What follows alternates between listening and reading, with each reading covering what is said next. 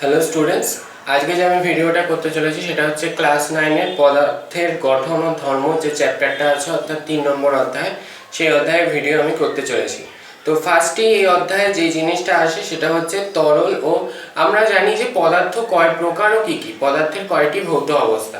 পদার্থের মেইনলি 3টে ভৌত অবস্থা। একটা হচ্ছে তরল, ফার্স্টে আসে হচ্ছে কঠিন, নেক্সট আসছে তরল, নেক্সট হচ্ছে গ্যাসীয়। এগুলো আমরা আগেই জেনেছি যে কোনো কঠিন পদার্থকে তাপ দিলে কি হয়, ওর মধ্যে গতিশক্তি বৃদ্ধি পায় এবং অণুগুলির মধ্যে সংঘর্ষ বৃদ্ধি পায় এবং অন্তর আণবিক যে বল সেটার পরিমাণ কমে যায় এবং সেটা কি হয়, আয়তনে বৃদ্ধি পায় এবং তরলে পরিণত হয়।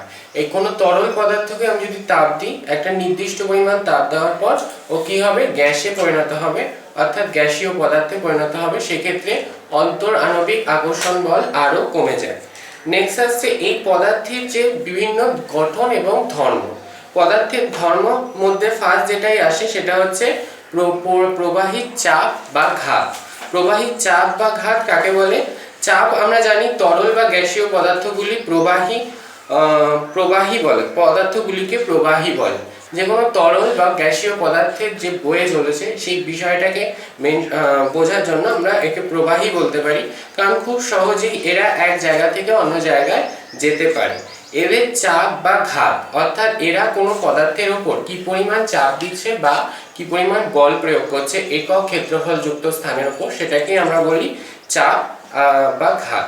বলছে একটি বস্তুকে একটি তলে রাখা হলে ওই বস্তুটির তলের উপর নিম্নাভিমুখে নিজের ওজনের সমান বল প্রয়োগ করে, এই প্রযুক্ত বলকে বলা হয় ঘাত। অর্থাৎ ঘাত আর কিছুই না, ঘাত হচ্ছে বলের সমার্থক শব্দ। অর্থাৎ একটি বস্তুকে যদি আমি একটি যেরকম আমরা দাঁড়িয়ে আছি, এই আমরা ভূমির ওপর একটি বল প্রয়োগ করছি, সেই বলের পরিমাণটা কত, আমাদের যে ওজন সেই ওজনের পরিমাণে আমরা নিচের দিকে ভূমির দিকে বল প্রয়োগ করছি, এই জিনিসটাকে বলা হচ্ছে ঘাত। তাহলে ফার্স্ট যে কোশ্চেনটা আসে সেটা হচ্ছে ঘাত কাকে বলে। নেক্সট কোশ্চেন যেটা আসে যে ঘাত কি জাতীয় রাশি? ঘাত প্রধানত হচ্ছে ভেক্টর রাশি। তার কারণ কি? কারণ ঘাতের মান ও অভিমুখ দুটোই আছে।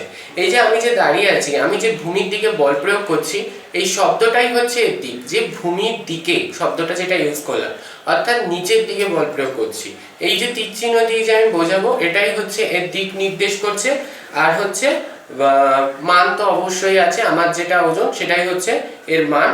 আচ্ছা, তাহলে যেহেতু মান ও অভিমুখ দুই আছে তাই এটি হচ্ছে ভেক্টর রাশি। আর নেক্সট যেটা আসে যে বলের ঘাতের মাত্রা কি? ঘাতের মাত্রা হচ্ছে বলের মাত্রা। আমরা জানি বলের মাত্রা, আগের চ্যাপ্টারগুলোতে জেনেছি যে বলের মাত্রা হচ্ছে mL t টু দি পাওয়ার, বলের মাত্রা হচ্ছে mL t two the power -2, যেখানে m হচ্ছে ভর, l হচ্ছে দৈর্ঘ্য and t হচ্ছে সময়। আমরা এটা জানি। নেক্সট হচ্ছে ঘাতের একক কি? ঘাতের মাত্রা যদি বলের মাত্রা সমান হয় তাহলে ঘাতের একক কি হবে? বলের এককের সমান। বলের একক কি?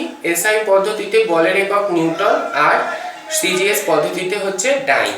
অ্যান্ড আমরা নিউটন এবং ডাইনের মধ্যে একটা রিলেশন জানি যে 10 টু দি পাওয়ার 5 নিউটন, এবং আমরা আর একটা এককও আমরা জানি যে অভিকর্ষীয় একক। অভিকর্ষীয় এককের মান হচ্ছে গ্রাম ভর বা কিলোগ্রাম ভার, গ্রাম ভার বা কিলোগ্রাম ভার। তাহলে আমার যে কোশ্চেনগুলো হলো যে ঘাত কাকে বলে, নেক্সট আসছে ঘাত কি জাতীয় রাশি, ঘাতের মাত্রা লেখো, নেক্সট আসছে ঘাতের অভিকর্ষীয় একক এবং ঘাতের পরম এককের মান লেখো, দুটো পদ্ধতিতে অর্থাৎ সিজিএস ও এসআই পদ্ধতিতে।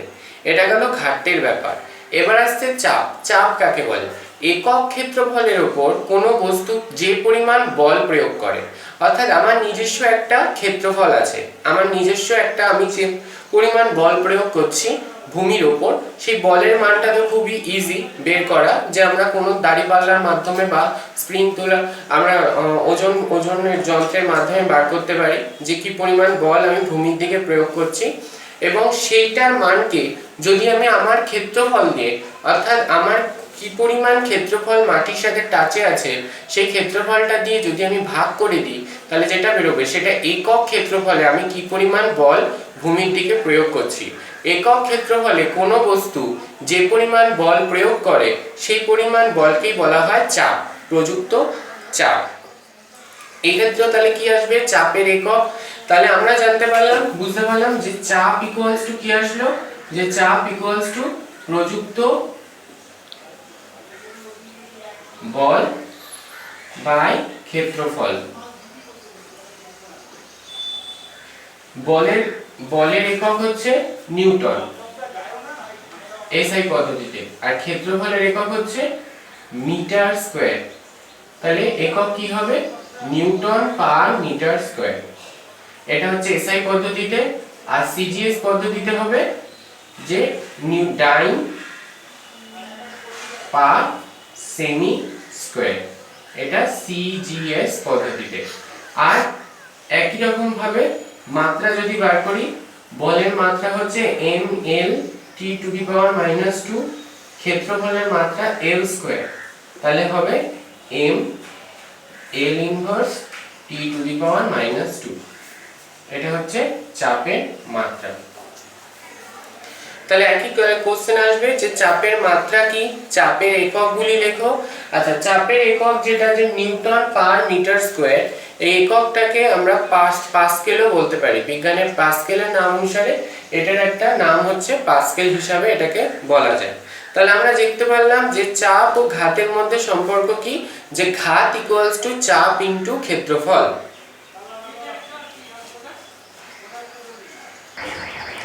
নেক্সট যে কোশ্চেনটা আসে সেটা হচ্ছে প্রবাহী বা তরল বা গ্যাসীয় পদার্থের কোনো একটি নির্দিষ্ট বিন্দুতে চাপের পরিমাণ, অর্থাৎ কোনো একটি নির্দিষ্ট বিন্দুতে আমরা কি পরিমাণ চাপ সেটা কি সূত্রের মাধ্যমে নির্ণয় করব, সেই সূত্র নির্ণয়ের পদ্ধতি। তো আমি ধরে নিলাম এখানে একটি জার আছে,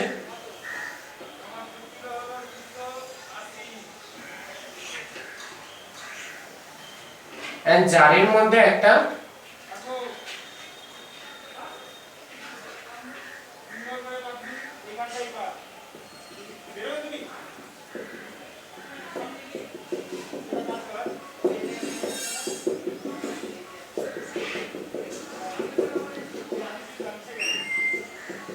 জারের মধ্যে জল পূর্ণ আছে, পুরোটা নয় কিছুটা, এবং সেই জলের মধ্যে একটি বস্তুকে, একটি ভারী বস্তুকে অর্থাৎ একটি ওজনকে আমি ডুবিয়ে রেখেছি। ধরে নিলাম এই যে বস্তুটি, এই বস্তুটির ধরে নিলাম উচ্চতা অর্থাৎ এই দৈর্ঘ্যটা হচ্ছে ধরে নিলাম h, উচ্চতাটা হচ্ছে h, ধরে নিলাম h। তো এবার যেটা আসে সেটা হচ্ছে জলস্তম্ভের আয়তন বৃদ্ধি। এর আয়তনটা কি হবে, আমরা এই টাইপের জিনিস আমরা যেটা আর্কিমিডিসের সূত্রে আমরা দেখেছি যে কোনো বস্তুকে যদি আমরা কোনো তরল বা কোনো গ্যাসীয় পদার্থে নিমজ্জিত করি, তো বস্তুটির দ্বারা অপসারিত তরল বা গ্যাসীয় পদার্থের আয়তন বস্তুটির আয়তনের সমান, অর্থাৎ এর আয়তন এর সমান হবে। অর্থাৎ তাহলে তরল স্তম্ভ কি হবে, এটা ডোবানোর ফলে আগে ছিল তরল স্তম্ভ এখানে, এখন উঠে গেল এখানে, অর্থাৎ কিছুটা উঁচুতে উঠে গেছে। জল স্তম্ভ কিছুটা উঁচুতে উঠে গেছে। এই যে জল স্তম্ভ কিছুটা উঁচুতে উঠে গেছে, এই উঠে যাওয়ার ফলে কি হবে, তার ক্ষেত্রফলটা কি হবে, যে এই উচ্চতা ধরে নিলাম, এই উচ্চতা আগে জল স্তম্ভ ছিল এখানে, এখন উঠে গেছে এখানে, তাহলে এটাকে ধরে নিলাম h। তাহলে এই উচ্চতা উঠে গেছে এবং এই নিচের ভূমির ক্ষেত্রফলটা ধরে নিলাম a। তাহলে আমি যেটা লিখতে পারি যে জল স্তম্ভের আয়তন, তাহলে লিখবো জল স্তম্ভের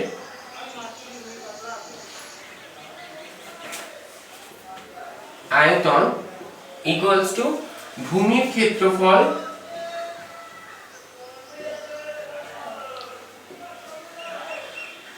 ইনটু উচ্চতা।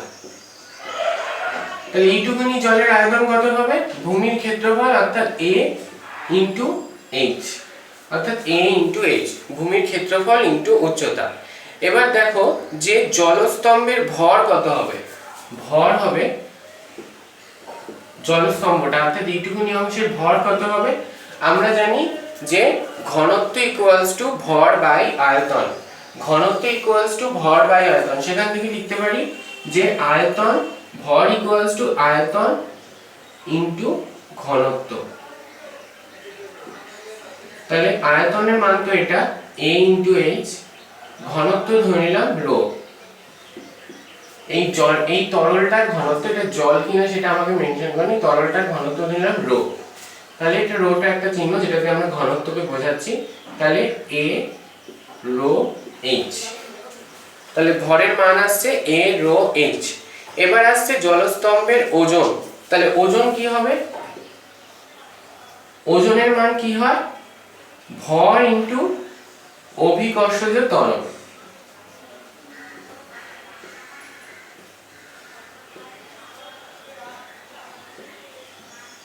ভর হচ্ছে a rho h into g। আমরা জানি অভিকর্ষজ ত্বরণকে আমরা g দিয়ে লিখি, তাহলে a rho h into g। তাহলে চাপের পরিমাণ কি হবে? তাহলে চাপের পরিমাণ হবে, এই যে তরল পদার্থটা কি পরিমাণ চাপ দিচ্ছে সেই চাপের পরিমাণটা হবে যে ওজন, অর্থাৎ ওজন মানে হচ্ছে বল, ওজন বা বল বাই ক্ষেত্রফল।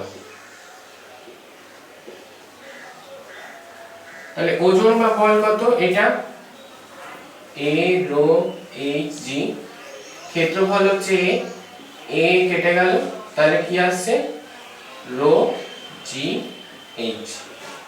তাহলে পদার্থের কোনো পদার্থকে কোনো প্রবাহীর মধ্যে নিমজ্জিত করলে কি পরিমাণ চাপ দেবে তার মান হচ্ছে রো জি এইচ। এই এইচটা কি? এইচটা হচ্ছে যে ওই বিন্দুতে গভীরতা, অর্থাৎ এই পার্টিকুলার বিন্দুতে, যে বিন্দুতে আমি ডুবিয়েছি সেই বিন্দুতে গভীরতা। আচ্ছা, আর রোটা হচ্ছে যে তরলের ঘনত্ব, যে তরলে ডোবাচ্ছি তার ঘনত্ব, আর জিটা হচ্ছে অভিকর্ষজ ত্বরণ। এবার আসছে তরলের চাপের প্রকৃতি বা বৈশিষ্ট্য। কোনো স্থির তরলের মধ্যে যে কোনো বিন্দুতে তরলের চাপ সব দিকে সমান হয়। বলছে যে কোনো পার্টিকুলার, অর্থাৎ যেরকম এই একটি তরলের মধ্যে আমি একটি বস্তুকে ডুবিয়েছি, বলছে তরলের চাপটা সব দিকে সমান, অর্থাৎ উপর থেকে যে পরিমাণ চাপ এই দিক থেকেও সেই পরিমাণ চাপ, এই দিক থেকেও সেই পরিমাণ চাপ, এই দিক থেকেও সেই পরিমাণ চাপ, অর্থাৎ সব দিকে তরলের চাপ সমান পার্টিকুলার কোনো তরলের ক্ষেত্রে। নেক্সট আসছে তরলের মধ্যে কোনো বিন্দুতে চাপ তরলের মুক্ত পৃষ্ঠ থেকে ওই বিন্দুর গভীরতার সমানুপাতিক। অর্থাৎ তরলের মুক্ত পৃষ্ঠ থেকে এই বিন্দুটা, অর্থাৎ যেই বিন্দু পর্যন্ত ডুবিয়েছি, অর্থাৎ এই বিন্দুটার উচ্চতার সমানুপাতিক। অর্থাৎ এই উচ্চতা যদি বেড়ে যায়, অর্থাৎ এই উচ্চতাটা যদি বেড়ে যায় তাহলে তরলের চাপ কি হবে? তরলের চাপও বেড়ে যাবে। এই উচ্চতা যদি কমে যায় তাহলে তরলের চাপ কমে যাবে, কারণ এই উচ্চতার মানই হচ্ছে গভীরতা। ঠিক আছে। নেক্সট আসছে যে নেক্সট বলছে যে স্থির তরলের মধ্যে একই অনুভূমিক তলে সকল বিন্দুতে চাপ সমান। কোনো পার্টিকুলার স্থির তরল, মানে তরলটা কোনো রকম প্রবাহীটা কোনো রকম অতিরিক্ত পরিমাণে কোথাও নড়াচড়া নেই, স্থির তরলের মধ্যে পার্টিকুলার একটা বিন্দুতে সব দিকে চাপটা কি সমান হবে।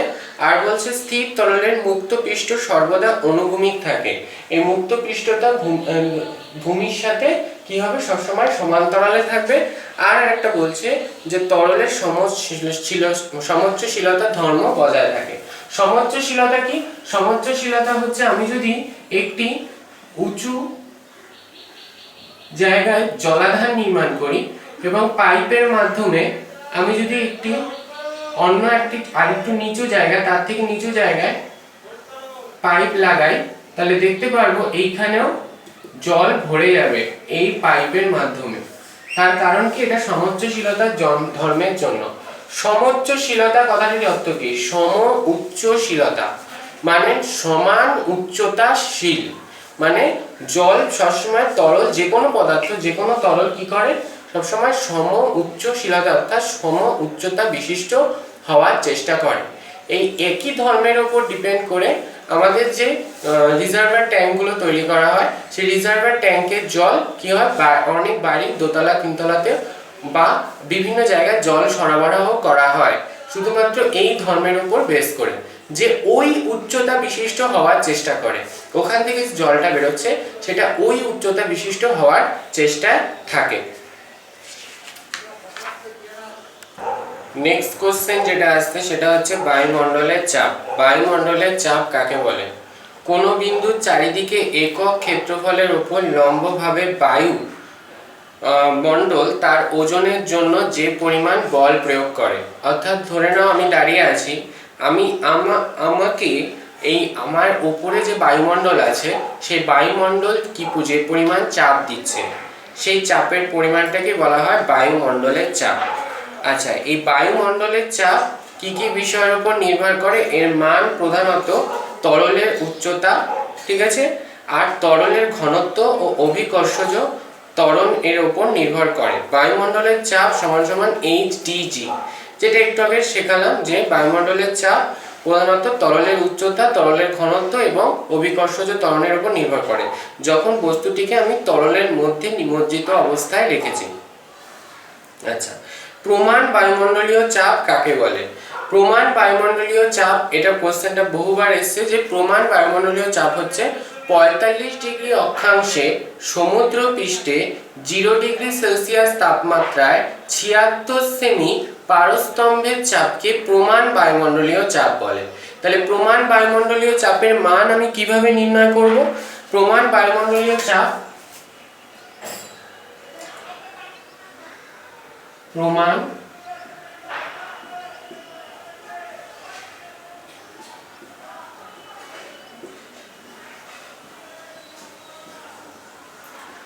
বায়ুমণ্ডলীয় চাপে কি বলছে, যে আমরা জানি চাপের সূত্র কি, HdG। তাহলে এখানে কি বলছে, যে 45 ডিগ্রি অক্ষাংশে সমুদ্র পৃষ্ঠে 0 ডিগ্রি সেলসিয়াস তাপমাত্রায় 76 সেমি পারস্তম্ভের চাপকে। তো 76 সেমি অর্থাৎ এইচটা বলে দিচ্ছি 76, ঠিক আছে। আর আমাকে বলছে যে আমরা জানি যে জি হচ্ছে 981 ডাইন, যেহেতু 76 সেমি আছে তাই এটাকে আমাকে ডাইনে নিতে হবে, সব সিজিএস এভাবে নিতে হবে। এন্ড ডিটা হচ্ছে পারদের ঘনত্ব, পারদের ঘনত্ব কত? 13.6 এত, এটা হবে ডাইন পার সেমি স্কয়ার এত। তো এটা গুণ করে যেটা আসবে সেটা হবে 10.14 ডাইন পার সেমি স্কয়ার, ঠিক আছে। এটা আমরা আসন্ন মানে করে করলাম। তো দেখবে অনেক বড় একটা সংখ্যা আসবে, তো যেহেতু এখানে 139 এসছে তাই 14 আমি লিখতে পারি, আসন্ন মান করে আমি করলাম জিনিসটা। তো প্রমাণ বায়ুমণ্ডলীয় চাপের মান এটা। নেক্সট আসছে ব্যারোমিটারের বিবরণ। ব্যারোমিটার জিনিসটা কি? যে বস্তুর সম্পর্কে মানে যে যন্ত্রের দ্বারা আমরা বায়ুমণ্ডলের চাপ নির্ণয় করি তাকে বলা হয় ব্যারোমিটার, ঠিক আছে। তো ব্যারোমিটার জিনিসটা কি? ব্যারোমিটার হচ্ছে যে যন্ত্রের সাহায্যে বায়ুমণ্ডলের চাপ আমরা নির্ণয় করি। আর যে যন্ত্রের সাহায্যে আমরা রক্তের চাপ নির্ণয় করি, যেটা মেইনলি বিপি ব্লাড প্রেশার নির্ণয় করার সময় ডাক্তাররা যেটা ইউজ করে, সেটাকে বলা হয় স্ফিগমোম্যানোমিটার। তা দুটো কোশ্চেনই আসবে, যে বায়ুমণ্ডলের চাপ আমরা কোন যন্ত্রের সাহায্যে নির্ণয় করতে পারি, আর যে রক্তের চাপ আমরা কোন যন্ত্রের সাহায্যে নির্ণয় করতে পারি। দুটোরই কোশ্চেন, একটা প্রথমটার উত্তর হচ্ছে ব্যারোমিটার আর সেকেন্ডেরটা হচ্ছে স্ফিগমোম্যানোমিটার। এবার ব্যারোমিটার প্রধানত দুই রকমের হয়, একটা হচ্ছে ফরটিন ব্যারোমিটার আর একটা হচ্ছে নিস্তরল ব্যারোমিটার, ঠিক আছে। ফরটিন ব্যারোমিটারের প্রকৃতপক্ষে সরল ব্যারোমিটার, অর্থাৎ ফার্স্ট যে ব্যারোমিটার, এটি টরিসেলি ব্যারোমিটারের নতুন সংস্করণ।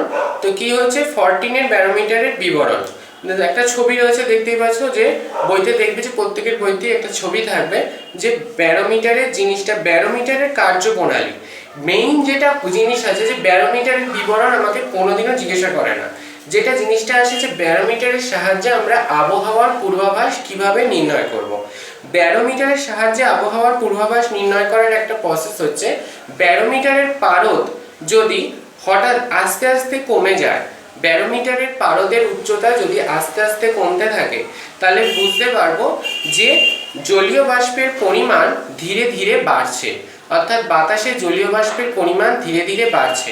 যেহেতু পারদের উচ্চতা কমছে, পারদের উচ্চতা যদি কমে যায় তাহলে কি হবে, জলীয় বাষ্প কেন হচ্ছে, টরিসিলের যে পরীক্ষাটা ছিল, যে একটা এরকম পাত্রের মধ্যে পারদ নিয়েছিল, একটা পাত্রের মধ্যে পারদ নিয়েছিল, পারদ নিয়ে কি করেছিল, আর একটা টিউবের মধ্যে পারদ দিয়েছিল। তো যেটা ছিল যে টিউবটাকে এখানে পারদের মধ্যে উল্টো করা ছিল। তো যেটা উনি দেখেছিলেন যে যদি বাই চান্স এইখানে যে বায়ুমণ্ডল চাপ দিচ্ছে, এইখানে বায়ুমণ্ডলের চাপ যদি বেড়ে যায়, এইখানে বায়ুমণ্ডলের চাপ যদি বেড়ে যায়, চাপটা যদি বেড়ে যায়, তাহলে এখানে উচ্চতা কি হবে, এখানে উচ্চতাটা, এই উচ্চতাটা কি হবে, উচ্চতাটা বেড়ে যাবে। এইখানে চাপ যদি বেড়ে যায় তাহলে এখানে উচ্চতা বেড়ে যাবে, আর এইখানে যদি উচ্চতা কমে যায় তাহলে এখানে চাপ কি বলতে হবে, আমি কমে গেছে। তাহলে আমি এখানে যেটা বললাম যে ব্যারোমিটারের ক্ষেত্রে এই জিনিসটাই একটা ইসের মধ্যে ইউজ করা হয়, তোমার যন্ত্রের সাহায্যে ইউজ করা হয়, যে এইখানে পারদের উচ্চতা যদি আস্তে আস্তে কমতে থাকে, তাহলে আমি এখানে কি বলবো, যে এখানে চাপও আস্তে আস্তে কমছে, অর্থাৎ বাইরের বায়ুমণ্ডলীয় চাপ আস্তে আস্তে কমছে, বাইরের বায়ুমণ্ডলীয় চাপ আস্তে আস্তে কমছে, তার মানেটা কি, যে জলীয় বাষ্পের পরিমাণ, বাতাসে জলীয় বাষ্পের পরিমাণ ধীরে ধীরে বাড়ছে। হঠাৎ করে যদি এই উচ্চতা হঠাৎ করে কমে যায়, হঠাৎ করে কমে গেলে তার মানে কি, বাইরের বায়ুমণ্ডলীয় চাপ হঠাৎ করে কমে গেছে, অর্থাৎ আমরা বলে থাকি নিম্নচাপের সৃষ্টি হচ্ছে, যেটা শুনে থাকবে টিভিতে যে নিম্নচাপের সৃষ্টি হচ্ছে। নিম্নচাপের সৃষ্টি হলে কি হয়, যে ওই অঞ্চলে যে বায়ুর চাপ কমে গেছে, বায়ুর চাপ যখনই কমে যায়, পার্শ্ববর্তী অঞ্চল থেকে ধেয়ে আসে অন্য বায়ু, যেটা ওই অঞ্চলের বায়ুর শূন্যস্থান পূরণ করতে আসে, এবং যার ফলে কি হয়, এই অঞ্চলে ঝড় বৃষ্টির সম্ভাবনা হয়। তাহলে বায়ুমণ্ডলের পারদ যদি হঠাৎ করে কমে যায়, তাহলে আমাদের পরিবেশে ঝড় বৃষ্টির সম্ভাবনা থাকে। এন্ড নেক্সট, যদি বায়ুমণ্ডলের পারদ যদি আস্তে আস্তে উপর দিকে ওঠে, অর্থাৎ বাড়তে থাকে, যদি উচ্চতা আস্তে আস্তে বাড়তে থাকে, তার মানে এখানকার চাপ কি বৃদ্ধি পাচ্ছে, অর্থাৎ বাইরের বায়ুমণ্ডলের চাপ ধীরে ধীরে বৃদ্ধি পাচ্ছে। আর যদি এটা হট করে বেড়ে যায় তাহলে কি হবে, সেক্ষেত্রেও কি, হট করে বেড়ে গেলে যে হঠাৎ বায়ুর চাপ বেড়ে গেছে, হঠাৎ যদি বায়ুর চাপ বেড়ে যায়, যে হঠাৎ করে জলীয় বাষ্পের পরিমাণ খুব কমে গেছে, ফলে হঠাৎ করে শুষ্ক বায়ু বইবে, শুষ্ক বায়ু হঠাৎ করে বইতে শুরু করবে। এক্ষেত্রে আমরা এই চারটি জিনিস আমরা বুঝতে পারি ব্যারোমিটার থেকে, এই জিনিসটা খুবই ইম্পর্টেন্ট, এটা বহুবার আসে। নেক্সট যেটা আসে যে সাইফন ও তার প্রয়োগ। সাইফনের মাধ্যমে কি করা হয়, সাইফন হলো এমন একটি ব্যবস্থা যার সাহায্যে বায়ুমণ্ডলের চাপকে কাজে লাগিয়ে নাড়াচাড়া না করে কোনো পাত্র থেকে তরলকে অপেক্ষাকৃত উঁচু জায়গায় রাখা পাত্রে স্থানান্তরিত করা হয়। মানে একটি পাত্র রয়েছে, ধরে নাও এখান থেকে, এই পাত্র থেকে আমি এই পাত্রে কোনো তরলকে আমি ট্রান্সফার করব। এই পাত্রে তরল রয়েছে, আমি এখান থেকে পাইপের মাধ্যমে তরলকে কোন রকম মোটর প্রয়োগ না করে আমি এই পাত্রের মধ্যে তরলকে নিয়ে যাব। কিভাবে নিয়ে যাব, এটা সাইফন ক্রিয়া বলে। কেন সাইফন ক্রিয়া, দেখতেই পাচ্ছ এর উচ্চতা অনেকটা কম এবং এর উচ্চতা অনেকটা বেশি উঁচু। এর উচ্চতা যেহেতু কম, অর্থাৎ বায়ুমণ্ডলের চাপ এটাতে কি বেশি, আর বায়ুমণ্ডলের চাপ এটাতে কম। বায়ুমণ্ডলের চাপ যেহেতু এটাতে বেশি, তার ফলে কি হবে, যে এর উপর বেশি চাপ প্রয়োগ করবে, আর এর উপর বায়ুমণ্ডল কম চাপ প্রয়োগ করবে, এর উপর কম চাপ প্রয়োগ করবে, ফলে যেহেতু এর উপর বেশি চাপ প্রয়োগ করবে, তাই তরল কি হবে, এখান দিয়ে ঢুকতে শুরু করবে। এন্ড এটা এতটাই সরু একটি নল নেওয়া হয়, কৌশিক নল নেওয়া হয়, যার মাধ্যমে পৃষ্ঠ টানের দরুন এখান থেকে তরল গিয়ে, এখানে যেহেতু কম চাপ, এখানে গিয়ে রিলিজ হবে, অর্থাৎ বেশি চাপের যুক্ত অঞ্চল থেকে কম চাপের যুক্ত অঞ্চলে তরল গিয়ে পৌঁছাবে। এই পদ্ধতিটাই হচ্ছে সাইফন ক্রিয়া বলে, সাইফন ক্রিয়ার ব্যাখ্যা অনেক সময় দেয় যে তরলের চাপ বায়ুমণ্ডলীয় চাপ মাইনাস কি এবি তরল স্তম্ভের চাপ। এই এবি তরল স্তম্ভ মানে বলতে চাইছে যে এই তরল স্তম্ভের চাপটার থেকে বিয়োগ করা হয়। তো যেটা হয় এই টোটাল বিষয়টা এই উপর নির্ভর করে যে এর উপর চাপটা বেশি পড়ছে, এর উপর চাপটা কম পড়ছে। যেহেতু এর উপর চাপটা বেশি পড়ছে তাই তরল এখান থেকে এখানে যাচ্ছে। তোমরা পড়ে দেখবে। নেক্সট, সাইফনের ব্যবহারিক প্রয়োগ। সাইফন কি কি কাজে ব্যবহার করা হয়? সাইফন প্রধানত ব্যবহার করা হয় যে সাইফনের বড় ব্যারেলের মধ্যে থাকা পেট্রোল বা ডিজেলকে ছোট ব্যারেলের মধ্যে স্থানান্তরিত করা হয়, আর শৌচাগারের ফ্লাশে সাইফন ব্যবহৃত হয়। আচ্ছা, সাইফন ক্রিয়ার শর্ত। সাইফন ক্রিয়ার শর্তগুলো কি? যে প্রথমত যে তরলে স্থানান্তরিত করতে হবে সেই তরল দ্বারা নলটি পূর্ণ হতে হবে, এই নলটি ওই তরল দ্বারা পূর্ণ হতে হবে। অ্যান্ড আরেকটা কি, যে পাত্রে থেকে তরল স্থানান্তরিত হবে তার তরল অপর একটি পাত্রে স্থানান্তরিত হবে তার থেকে উচ্চতা কি হবে? কম হতে হবে। অর্থাৎ বলতে চাইছে যে এই পাত্র থেকে এই পাত্রে তরল যাবে, একে আমাকে একটু নিচে রাখতে হবে, একে আমাকে উপরে রাখতে হবে। আর নেক্সট কি, নলের মধ্যে কোনো ছিদ্র থাকবে না, এই নলটার মধ্যে বাইরের দিকে কোনো এরকম ছিদ্র থাকবে না। আর একটা যেটা বলছে যে বায়ুশূন্য স্থানে সাইফন ক্রিয়া ঘটবে না। কেন ঘটবে না? কারণ বায়ুশূন্য স্থানে কিভাবে ঘটবে? যেহেতু বায়ুর চাপের দরুনই তো এটা ঘটছে, তাহলে বায়ুশূন্য স্থানে ঘটার কোনো বিষয় নেই।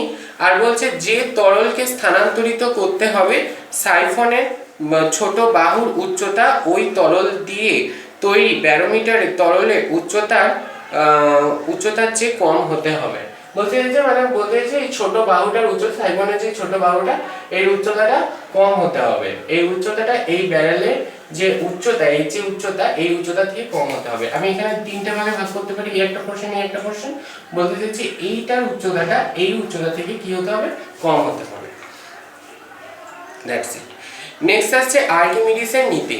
আর্কিমিডিসের নীতিটা কি? তোমরা এর আগের ক্লাসেও পড়েছো যে কোনো বস্তুকে স্থির তরল বা গ্যাসীয় পদার্থে আংশিক বা সম্পূর্ণরূপে নিমজ্জিত করলে বস্তুটির ওজনের আপাত হ্রাস বস্তু কর্তৃক অপসারিত তরল বা গ্যাসীয় পদার্থের ওজনের সমান হয়।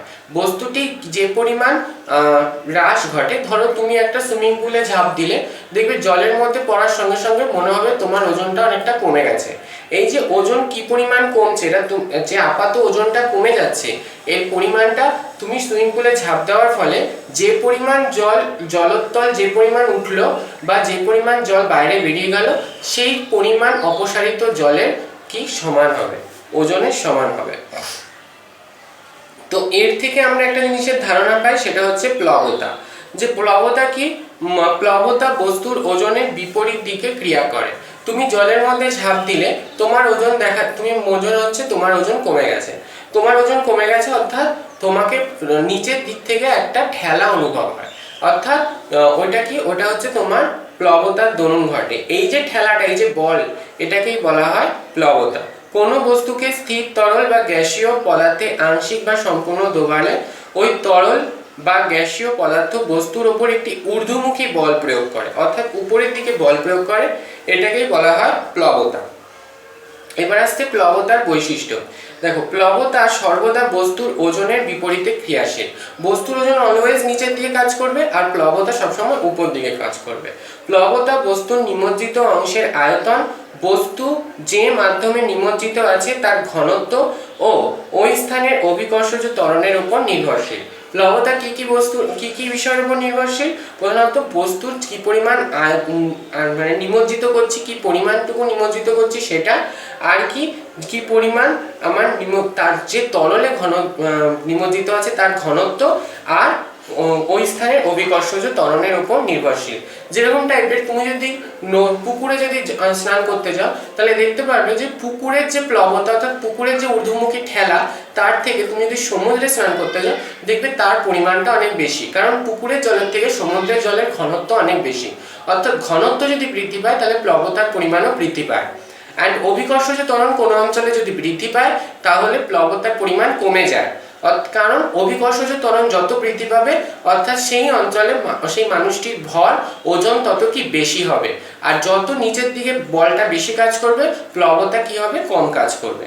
ভাসনের শর্ত, ভাসনের শর্তটাও আসে যে প্লবতার দরুন কোনো বস্তুকে আংশিক, সম্পূর্ণ বা অর্ধ নিমজ্জিত করলে যে কোনো বস্তু যেটা হয় যে ভাসন কি পরিমাণ ভাসন হবে।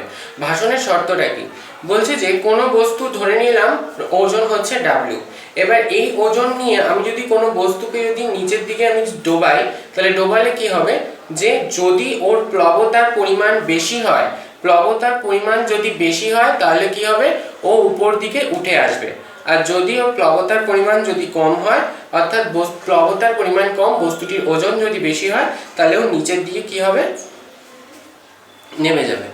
অর্থাৎ আমি তাহলে বলতে পারি যে তরলে ডোবার শর্ত তাহলে কি লিখতে পারি, একটি বস্তুকে আমি একটি তরলের মধ্যে ডুবিয়েছি, তরলে ডুবে যাওয়ার তরলের মধ্যে দেওয়ার ফলে আমি দেখলাম বস্তুটি পুরো ডুবে গিয়ে নিচের দিকে গিয়ে অর্থাৎ তরলের যে নিচের তল সেই তলে গিয়ে টাচ করলো। তার মানে নিচের দিকে সবসময় যখন আমি ডুবেছি সেখান থেকে নিচের দিকে সবসময় আমার বস্তুটির ভর কাজ করছে।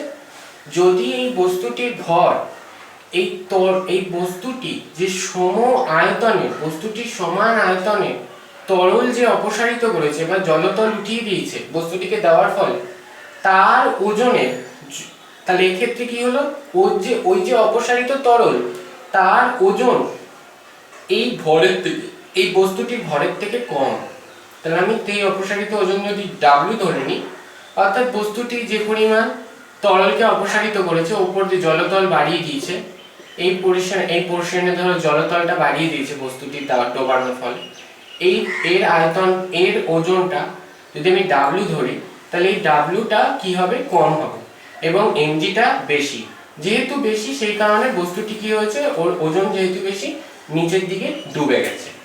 নেক্সট আসছে অর্ধ নিমজ্জিত, অর্ধেক নিমজ্জিত মানে কিছুটা ডুবে এখানে ভাসছে, অর্ধ নিমজ্জিত অবস্থায় ভাসা তার মানে কি বস্তুটিকে ডোবানোর ফলে যদি এই পরিমাণ ধরে নিলাম এই পরিমাণ জলতল উঠিয়ে দিয়েছে, এই পরিমাণ জলের ওজন যদি আমি W ধরে নিই তাহলে এই W আর mgটা কি হচ্ছে সমান হচ্ছে, যেহেতু সমান তাই কি হচ্ছে ও কিছুটা ডুবে এখানে ভাসছে। আর উপরে ভাসা মানে হচ্ছে mgটাকে অর্থাৎ এই বস্তুটিকে ডোবানোর ফলে যদি জলতল যতটুকু বেড়ে থাকে আর ওজন যদি আমি W ধরি এন্ড এই W মানটা কি বড় অর্থাৎ প্লবতার মান বেশি, এই W যে ওজন এইটাকে বলা হয় এই মানগুলোকে বলা হয় প্লবতা। এই প্লবতার মানটা এক্ষেত্রে বেশি ছিল বলে বস্তুটি ভাসছে, এক্ষেত্রে mg অর্থাৎ বস্তুর ভরের সাথে প্লবতার মান সমান হলে বস্তুটি অর্ধ নিমজ্জিত অবস্থায় ভাসছে, আর এক্ষেত্রে যেহেতু বস্তুটির ওজনটা বেশি তাই বস্তুটি ডুবে গেছে। তো ভাসনের শর্ত যখন বলবে তুমি ছবি দেখিয়েও বলতে পারো বা জিনিসটাকে ডেসক্রাইব করে লিখেও বলতে পারো, যেভাবে সুবিধা সেভাবে। তো স্প্রিং তুলার সাহায্যে প্লবতা নির্ণয়, স্প্রিং তুলার সাহায্যে আমি কিভাবে প্লবতা নির্ণয় করব। স্প্রিং তুলার সাহায্যে ধরে নিলাম একটি বস্তুর ওজন W, স্প্রিং তুলার সাহায্যে একটি বস্তুর ওজন ধরে নিলাম W1। এবার সেই স্প্রিং তুলায় যে বস্তুটি লাগানো রয়েছে সেই অবস্থায় বস্তুটিকে আমি যদি একটি তরলের মধ্যে ডোবাই, তরলের মধ্যে ডোবানোর ফলে যে বস্তুটির ওজন আমি পেলাম ধরে নাও W2, এই দুজনের যে পার্থক্য এই পার্থক্যটাই হচ্ছে প্লবতা, এই দুজনের যে পার্থক্য সেই পার্থক্যটাই হচ্ছে প্লবতা। এক্ষেত্রে বস্তুটি নাও ডুবতে পারে, যদি না ডুবে উপরে যদি ভাসে তাহলে সেক্ষেত্রে প্লবতার মান বেশি হবে, তাহলে কি হবে W2 বেশি W1 কম। যদি এক্ষেত্রে বস্তুটি যদি উপরে ভাসে তাহলে W2 এর মান বেশি W1 এর মান কম। বস্তুটি কিছুটা ডুবে অর্ধ নিমজ্জিত অবস্থায় ভাসতে থাকলে তাহলে এদের দুজনের মান সমান অর্থাৎ প্লবতা 0। আর বস্তুটি যদি পুরোপুরি ডুবে গিয়ে নিচের তলে অবস্থান করে তাহলে mg এর মান বেশি অর্থাৎ W1 এর মান বেশি, বস্তুটির ভর বেশি আর প্লবতার মান কম, তাই এই দুটো বিয়োগ করলে যেটা বেরোবে সেটাই হবে এই প্লবতার মান। তো এভাবে আমরা নির্ণয় করতে পারি। তো আমি এই পর্যন্ত বস্তুর প্লবতা তরলের প্লবতা পর্যন্ত বোঝালাম। পরের যে ভিডিও থাকবে এই চ্যাপ্টারের পরবর্তী অংশের উপর, তোমরা এই পর্যন্ত করো। যদি কিছু বুঝতে অসুবিধা হয় সেটা আমার কমেন্ট সেকশনে জানা, এবং আমার ভিডিওগুলো সত্তর পাওয়ার জন্য লাইক, কমেন্ট এবং সাবস্ক্রাইব করো এবং শেয়ার করে অন্যকে দেখার সুযোগ করে দাও।